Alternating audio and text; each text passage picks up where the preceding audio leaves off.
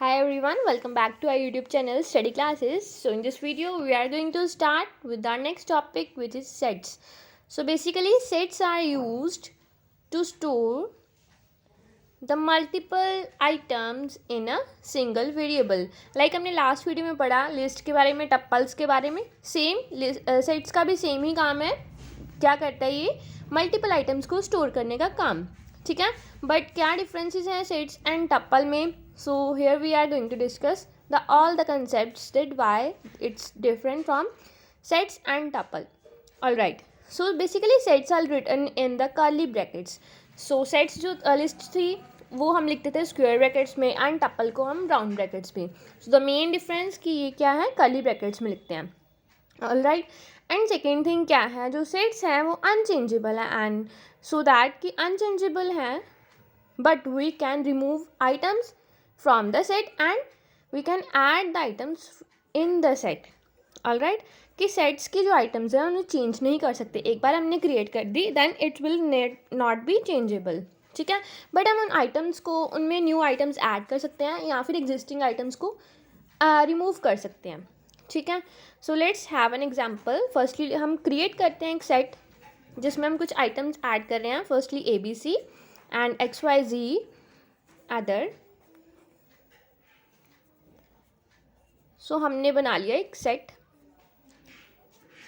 ठीक है, so basically हमें कैसे पता है कि ये एक सेट है? क्योंकि हमने यहाँ पे कौन सी ब्रैकेट्स यूज़ करी हैं, curly brackets, which denotes it's a set. Alright, so हम पहले सेट को प्रिंट करते हैं एंड हम इसकी टाइप भी चेक कर सकते हैं. ठीक है, पहले सेट को प्रिंट करा तो ये किस में आए, कर्ली ब्रैकेट्स में सारी आइटम्स प्रिंट हो चुकी हैं. ऑलराइट, एंड अब हम प्रिंट करते हैं टाइप ऑफ सेट वन. जो सेट वन नाम का हमने वेरिएबल लिया है उसकी टाइप है क्या एक्चुअली में? So it's a type set. ठीक है, क्लास सेट को बिलोंग करता है कौन सा, सेट वन वेरिएबल. ऑलराइट, सो नेक्स्ट है हमारे पास, आप यहाँ पे देख सकते हो कि जो हमारे सेट्स आए हैं वो कैसे आए हैं. जो हमारी प्रिंट हुई है सेट वन, जो वेरिएबल को अपने प्रिंट करवाया, वो एक अनऑर्डर्ड लिस्ट में है. मतलब उसका अनऑर्डर्ड वे में है. पहले 33 आया जबकि हमारी लिस्ट में 33 लास्ट में है. सो अनऑर्डर्ड होने की वजह से, unordered means that items in a set are not have a definite order. Alright, definite order क्यों नहीं है? बिकॉज ये इंडेक्स नहीं होती. ठीक है, एंड सेकेंड थिंग कि जो सेट्स होते हैं वो अनचेंजेबल है. Unchangeable means that we can't change the items after the set has been created. एक बार हमने सेट्स को क्रिएट कर दिया वो चेंज नहीं होंगे. And do not allow duplicate values, कि जब हम एक ही वैल्यू को बार बार लिखेंगे तो वो उसे प्रिंट नहीं करेगा, फर्स्ट टाइम वाला ही प्रिंट करेगा. ठीक है, मीन्स कि इसमें डुप्लीकेट वैल्यूज़ अलाउ नहीं किया जा सकता इन the case of sets. Alright, हम लिस्ट में करते थे बिकॉज लिस्ट में हमारे पास इंडेक्सिंग होती थी. ठीक है, but in the case of sets we haven't indexed. ठीक है, इंडेक्सिंग का कंसेप्ट यहाँ पे नहीं है. ठीक है, देखो अभी हमने उस सेम लिस्ट को सेट को दोबारा से प्रिंट करवाया तो इसमें क्या है, 33 फर्स्ट में, जबकि हमारी लिस्ट में क्या है, लास्ट में. ठीक है, तो इस वजह से हम इसे बोलते हैं कि अनऑर्डर्ड है, मीन्स कि इंडेक्स नहीं है यहाँ पे. ऑलराइट, तो हम इसे बोल सकते हैं कि जो हमारे सेट हैं वो अनऑर्डर्ड है. ठीक है, एंड नेक्स्ट हमारे पास है अनचेंजेबल. मीन्स वही कि हम इन्हें चेंज नहीं कर सकते बट इसमें ऐड कर सकते हैं न्यू आइटम्स को और या फिर डिलीट कर सकते हैं. ठीक है, तो नेक्स्ट हम देखते हैं, जैसे हम यहाँ पे लेते हैं example type of set one. Same मतलब कि टाइप फिर भी इसकी सेट ही आएगी, क्योंकि अगर हम आइटम्स को इधर उधर भी कर दे तो भी सेट टाइप इसकी सेट ही होगी. एंड नेक्स्ट हमारे पास है, अगर हम इसकी लेंथ को चेक करें, हमारे पास सेट में कितने एलिमेंट्स हैं वो चेक करना चाहें तो हम लेंथ फंक्शन यूज़ करके उसकी लेंथ फाइंड कर सकते हैं कि हमारे पर्टिकुलर सेट की कितनी लेंथ है. ठीक है, तो हमारे पास आया 5 आउटपुट, क्योंकि हमारे पास ABC XYZ 78 90 and 33 these are the 5 elements या फिर आइटम्स को बोल सकते हो. तो हमारे पास 5 आइटम्स ही, तो इनकी लेंथ प्रिंट हो गई 5. ऑलराइट, सो नेक्स्ट हम करते हैं, टर्मिनल को डिलीट करा. नेक्स्ट है, how can we create a set by using set constructor. All right, ठीक है. तो हम जो सेट, अगर हमने सेट बनाना है तो हम एक सिंपल कर्ली ब्रैकेट्स को यूज़ करके भी सेट बना सकते हैं. अनदर वे है हमारे पास कि हम सेट कंस्ट्रक्टर को यूज़ करेंगे. ठीक है, सेट कंस्ट्रक्टर को यूज़ करेंगे एंड हम उसमें अपने आइटम्स को ऐड कर देंगे. सो इससे बाय डिफ़ॉल्ट वो सेट बन जाएगा. ठीक है, क्यों बन जाएगा? क्योंकि वो सेट टाइप सेट ही होगी, क्योंकि हमने वहाँ पे सेट कंस्ट्रक्टर यूज़ किया होगा. ठीक है, हम इसे प्रिंट करवाते हैं ए को एंड इट रिज़ल्ट जो आएगा वो कर्ली ब्रैकेट्स में ही आएगा.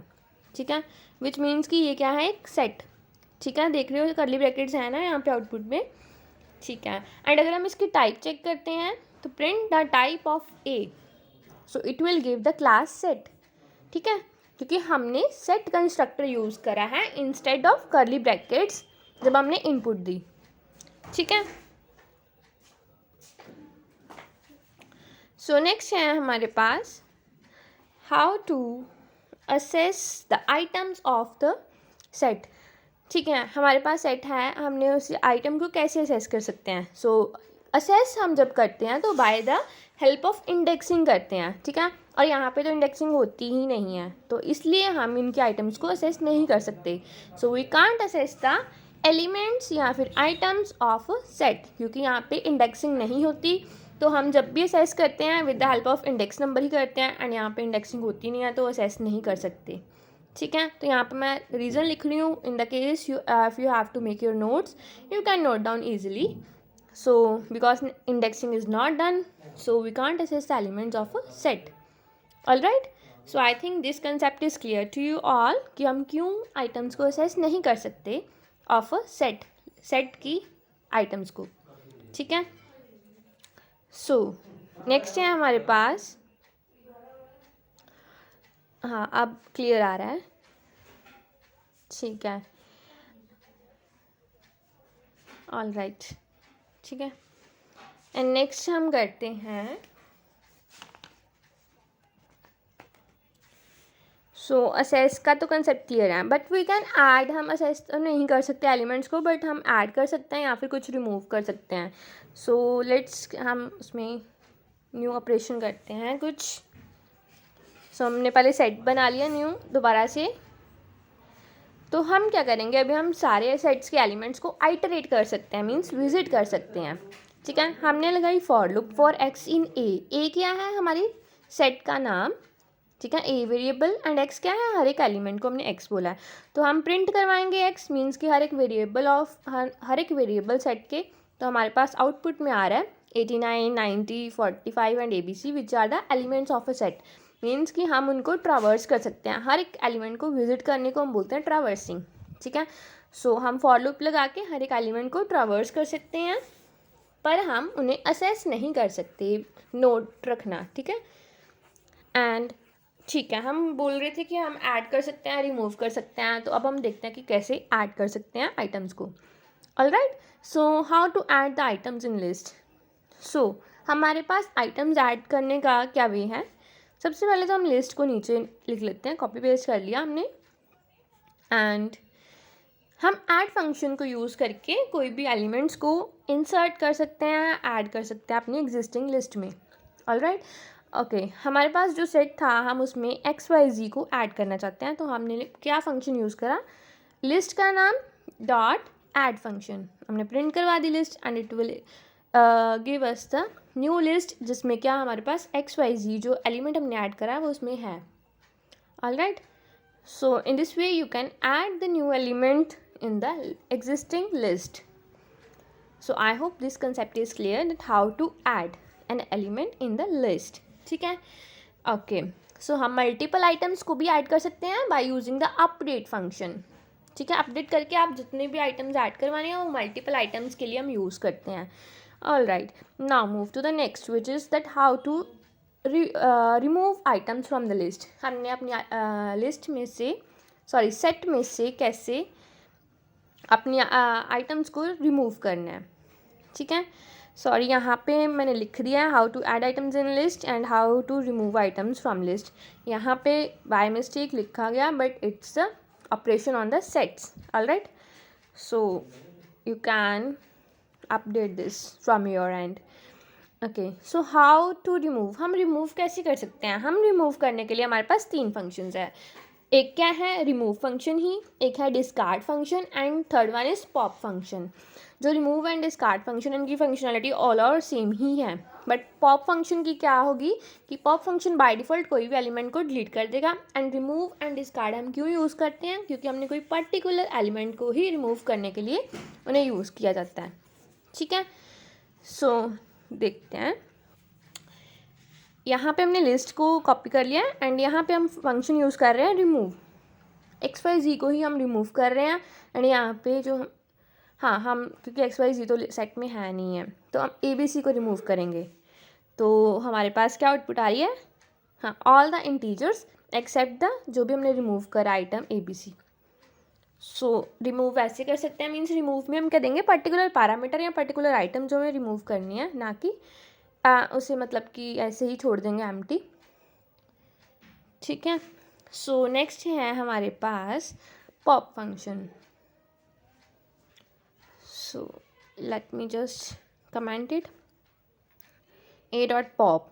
ठीक है, पॉप फंक्शन में हम कोई पैरामीटर दे भी सकते हैं या नहीं भी देना, ये आपकी डिपेंड करता है। And by default it will remove any random element from the set. ठीक है, so this is the function. And clear क्या होता है? क्लियर फंक्शन यूज़ करता है जब हमने पूरे अपनी सेट को हमें क्या करना हो, क्लियर करना हो, मीन्स कि एम्प्टी सेट बनाना हो। ठीक है, so we can use the clear function. So in this way you can add your items and you can remove the items from the sets. So I hope all these concepts are clear to you, and if you have any doubt you can comment me in the comment box. Thank you.